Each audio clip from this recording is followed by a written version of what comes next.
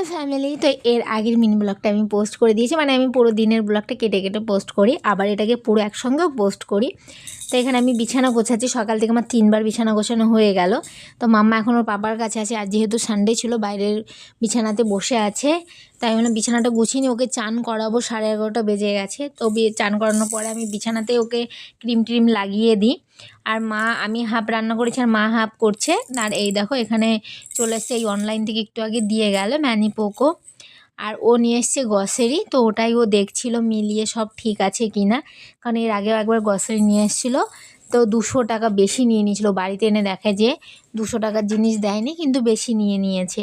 তো ওই জন্য এবার ও বিলও নিয়ে এসছে।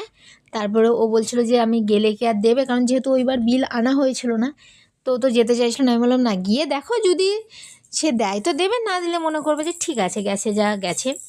তো যাওয়ার পর সে 100 টাকা মতো রিটার্ন করেছিল, আর 100 টাকা আমাদের লস হয়ে গেছিলো।